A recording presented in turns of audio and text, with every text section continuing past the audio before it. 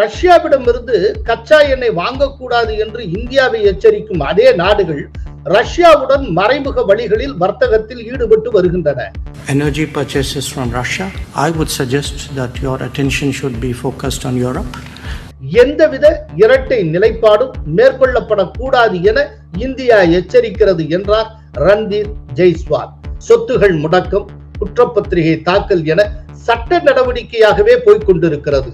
எப்போது ராபர்ட் வதேரா கைது செய்யப்படுவார் என்பதே அனைவரது எதிர்பார்ப்பு. உலகில் முதலிடத்தை இத்தனை காலம் தக்க வைத்துக் கொண்ட ஒரே தலைவர் மோடியாகத்தான் இருப்பார். கோலஹலாஸ் டிவி யூடியூப் சேனல், இது வாய்மையின் எக்காலம். இந்தியாவை மிரட்டி இருக்கிறதே நேட்டோ. வணக்கம் நண்பர்களே. ரஷ்யாவுடன் கச்சா எண்ணெய் வர்த்தகத்தை தொடர்ந்தால் இந்தியா மீது பொருளாதார தடைகள் விதிக்கப்படலாம் என நேட்டோ அமைப்பின் தலைவர் விடுத்த அச்சுறுத்தலுக்கு இரட்டை நிலைப்பாடு எடுக்க வேண்டாம் என இந்தியா எச்சரித்துள்ளது. இதன் மூலம் நேட்டோவின் கருத்துக்கு இந்தியா தக்க பதிலடி கொடுத்திருக்கிறது.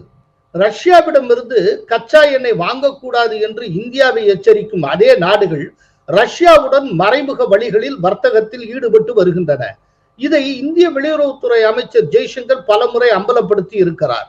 Energy purchases from Russia, I would suggest that your attention should be focused on Europe. Probably our total purchases for the month would be less than what Europe does in an afternoon. So you might want to think about it. The European Union between February 24th and 17th November has imported more fossil fuel from Russia than the next 10 countries combined. The oil import in European Union is like 6 times what India has imported.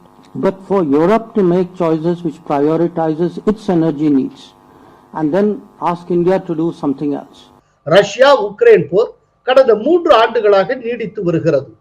இந்த போரை முடிவுக்கு கொண்டு வர America உள்ளிட்ட உலக நாடுகள் எடுத்த முயற்சிகள் தோல்வியை தழுவின. அதே நேரத்தில் அடுத்த 50 நாட்களுக்குள் ரஷ்யா அமைதி பேச்சுவார்த்தைக்கு உடன்பட வேண்டும் அல்லது 2ஆம் கட்ட பொருளாதார தடைகளை எதிர்கொள்ள நேரிடும் என்று அமெரிக்க அதிபர் டொனால்ட் ட்ரம்ப் எச்சரித்தார். Doing very severe tariffs if we don't have a deal in 50 days. Tariffs at about 100%. You'd call them secondary tariffs. You know what that means. So based on that, we're going to be doing secondary tariffs if we don't have a deal in 50 days. It's very simple. And they'll be at 100%. இதை ஒட்டி உக்ரைனுக்கு கூடுதல் ராணுவ உதவி, வான் பாதுகாப்பு அமைப்புகள், ஏவுகணைகள் மற்றும் வெடிப்பொருட்களை வழங்குவதாகவும் அதிபர் ட்ரம்ப் அறிவித்துள்ளார். இதற்கான நிதி பெரும்பாலும் ஐரோப்பிய நட்பு நாடுகளால் வழங்கப்படுகின்றன. And we made a deal today, and I'm going to have Mark speak about it, but we've made a deal today where we are going to be sending them weapons and they're going to be paying for them. But we make the best, and we're going to be sending the best to NATO. It's going to be coordinated by NATO. இந்த சூழலில் அமெரிக்க தலைநகர் வாஷிங்டனில் அந்நாட்டு senate அவை உறுப்பினர்களை NATO அமைப்பின் தலைவர் mark ரூட்டே சந்தித்து பேச்சுவார்த்தை நடத்தினார். தொடர்ந்து செய்தியாளர்களிடம் பேசிய அவர், ரஷ்யா உக்ரைன் போரில் அமைதி பேச்சுவார்த்தைக்கு ரஷ்யா ஒப்புக்கொள்ளாவிட்டால் அந்நாட்டுடனான வர்த்தக உறவுகளை இந்தியா, சீனா மற்றும் பிரேசில் ஆகிய நாடுகள் மறுபரிசீலனை செய்ய வேண்டும் அல்லது பொருளாதார தடைகளை சந்திக்க நேரிடும். அமைதி பேச்சுவார்த்தை குறித்து ரஷ்யாவுக்கு இந்தியா, சீனா மற்றும் பிரேசில் அழுத்தம் கொடுக்க வேண்டும். இல்லையெனில் அது அந்த 3 நாடுகளையும் மிகப்பெரிய அளவில் பாதிக்கும் என்றார். President of China or the Prime Minister of India or the President of Brazil, and you are still trading with the Russians and getting the oil and the gas in, and you sometimes even resell it for a higher price. Know that if this guy in Moscow doesn't get serious about peace talks, I will slam secondary sanctions on you of 100%. The senators may be also discussing this with their counterparts in Brazil, India, China. Would be very helpful to put maximum pressure on Russia in addition to the weapons delivery. ரஷ்யாவுடன் வர்த்தகம் செய்து வரும் நாடுகள் மீது கடுமையான வரிகளை விதிக்கப் போவதாக அச்சுறுத்திய அமெரிக்க அதிபர் Donald ட்ரம்பின் நிலைப்பாட்டை ரூட்டேயும் பிரதிபலித்தார்.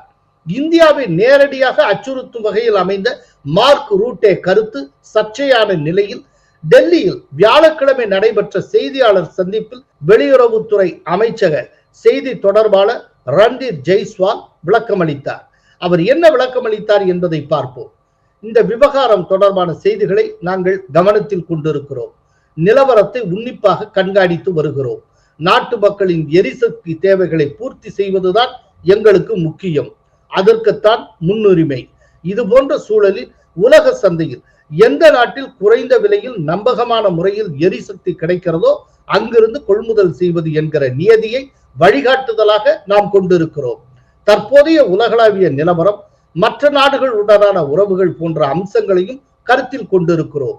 அதே நேரம் இந்த விஷயத்தில் எந்தவித இரட்டை நிலைப்பாடும் மேற்கொள்ளப்படக்கூடாது என இந்தியா எச்சரிக்கிறது என்றார் Randhir Jaiswal. Securing energy needs of our people is understandably an overriding priority for us.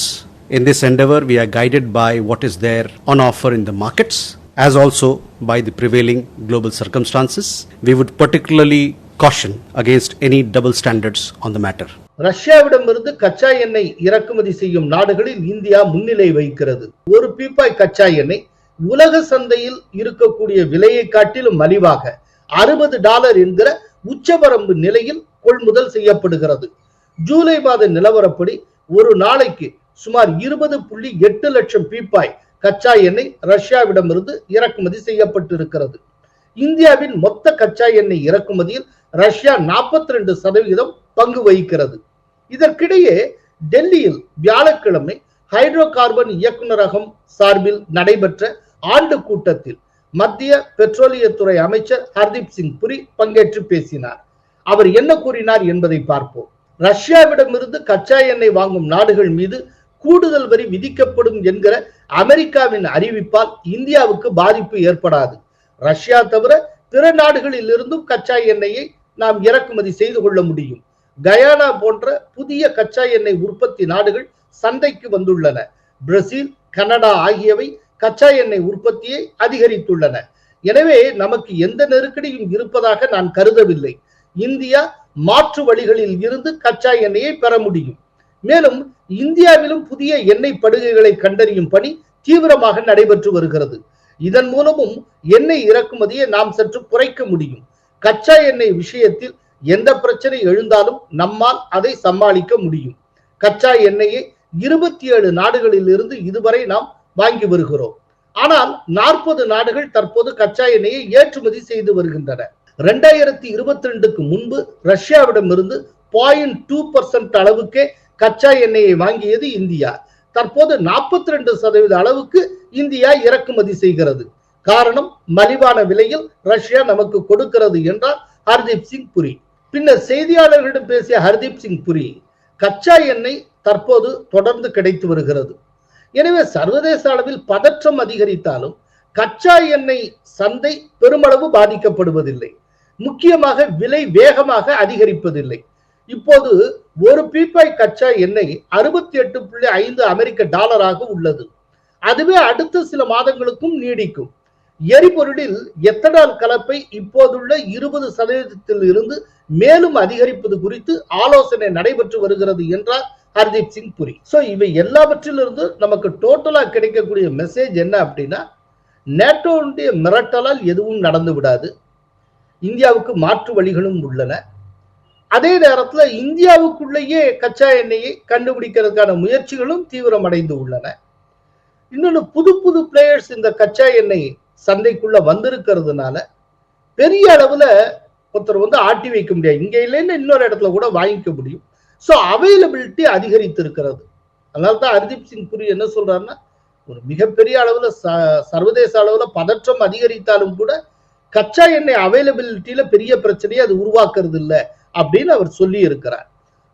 இவற்றையெல்லாம் வைத்து பார்க்கிற போது நேட்டோவின் மிரட்டலால் இந்தியாவுக்கு எந்த பாதிப்பும் இல்லை. அதற்கு எப்படி திரும்ப ரிட்டாலியேட் பண்ணணும் அப்படிங்கிறது இந்தியாவுக்கும் நன்றாக தெரியும். ராபர்ட் வதேராவின் சொத்துகள் முடக்கப்பட்டுள்ளனவே. அதிரடி நடவடிக்கையில் அமலாக்கத்துறை ஈடுபட்டு இருக்கிறது. நில மோசடி வழக்கில் ராபர்ட் வதேராவின் ரூபாய் 37.64 கோடி மதிப்புள்ள 43 அசையா சொத்துக்களை அமலாக்கத்துறை முடக்கி இருக்கிறது. வதேராவுக்கு எதிராக குற்றப்பத்திரிகை தாக்கல் செய்துள்ளது. ராபர்ட் வதேரா மீது மத்திய விசாரணை அமைப்பு குற்றப்பத்திரிகை தாக்கல் செய்வது இதுவே முதன்முறையாகும். காங்கிரஸ் பொதுச் செயலாளரும் நாடாளுமன்ற உறுப்பினருமான பிரியங்கா காந்தியின் கணவரான ராபர்ட் வதேரா நில மோசடியில் ஈடுபட்டதாக குற்றம் சாட்டிய குருகிராம் காவல்துறை அவருக்கு எதிராக 2018 செப்டம்பர் 1ஆம் தேதி முதல் தகவல் அறிக்கை, அதாவது FIR பதிவு செய்தது.